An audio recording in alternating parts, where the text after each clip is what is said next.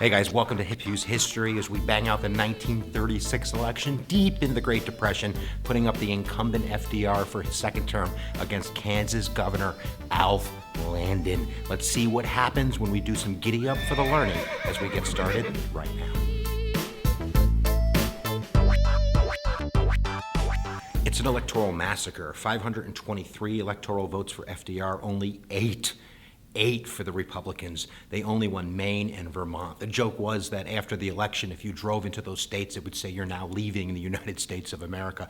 Popular vote, 61% to 37%. This is one of the big electoral and popular vote massacres in American history. 1820, Monroe ran unopposed. Lyndon Johnson got a higher popular vote in 1964. And electorally, there was a bigger difference in 1984, but we had the additions of the states of Alaska and Hawaii. But this is a huge election. If you remember, in 1928, the Catholic Al Smith lost to the Republicans, some of that solid South, but this is the New Deal coalition in full effect. That map up there represents all of the demographics that FDR has locked up, that all of the other Democratic candidates in the past couldn't. Not only does he have that solid South with the white Protestants and the Baptists and kind of those white demographics, he's got the black vote now. He has the urban vote up north. He has immigrants, he has Catholics, he has women, he has farmers, he has labor unions. He has all of the pieces of the puzzle where it looks like the Republican Party is going to go to the land of extinction real soon. But of course, we know that's not true. Eventually, they're going to rise from the grave. But in terms of electoral drumblings, this is one of the biggest ones out there.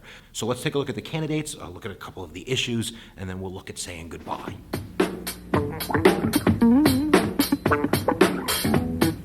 FDR has no problem securing the nomination in 1936. There really is no challenger. Huey Long, the dynamic Democratic governor of Louisiana, who started kind of a new political organization called Share Our Wealth, he's to the left of FDR. And he kind of had a master plan where he was going to run for president, he was going to lose the nomination to FDR, start a third party, run somebody else, and split the Democratic vote and give it to the Republican, and then he was going to come back in 1940 and he was going to rule the world.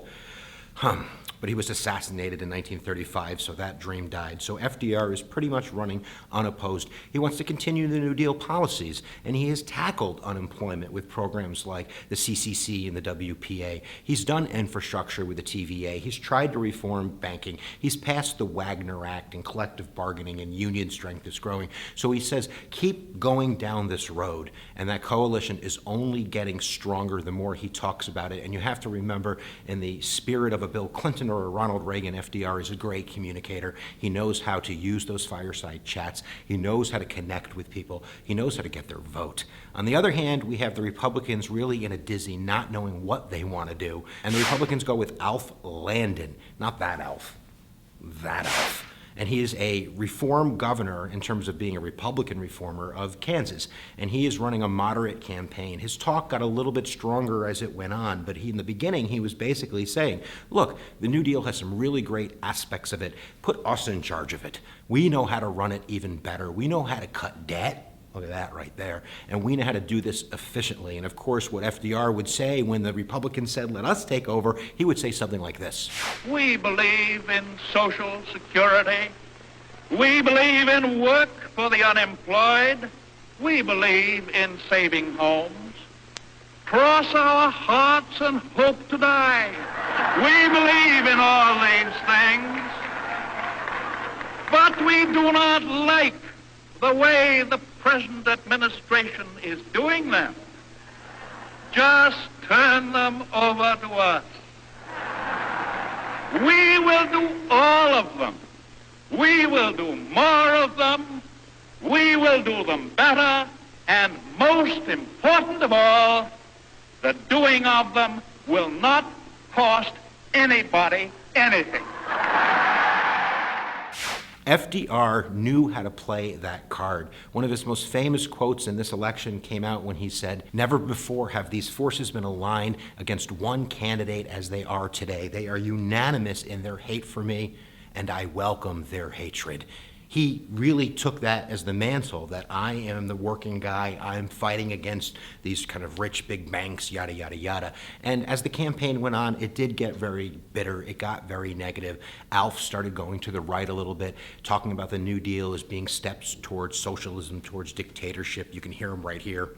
The ballot box stands like a blockhouse in the path that leads to the destruction of the Republic.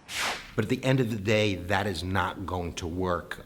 One interesting note is this is the first election where we have a Gallup poll, which is done scientifically, which correctly predicted that FDR was going to manhandle Alf in this election. There was another poll out that was put out by the Literary Digest, who sampled something like 10 million of their readers. They got 2.5 million votes back, and they claimed that this was going to be a huge win for Alf. And they ended up with red all over their face as they figured out that this wasn't a scientific poll. One of the problems were there were a lot more Republicans that were subscribed to this magazine, and their intensity, the people that would fill this poll out and send it back, were really united in their hatred against FDR. Most people that liked FDR didn't bother filling it out. So it's kind of a milestone in terms of scientific polls and how we're going to do this in the future through random sampling and having accurate, valid polls. But at the end of the day, this referendum is going to be a big win for FDR. This is the second of 4 elections that he's going to take home. So remember, that map, it's humongous, and we'll see what the Republicans could do next time around,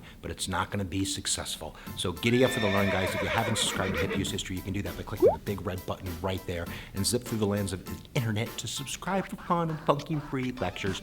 And if you haven't checked out all of the elections that we've already done, we've done I think 24 at this point, you can click that box down there and then go check out the playlist, see what your favorite election is, leave a comment, tell me which one I should do next. So there you go, guys. I always say it, where attention goes, energy flows, and we'll see you guys next time that you press my buttons.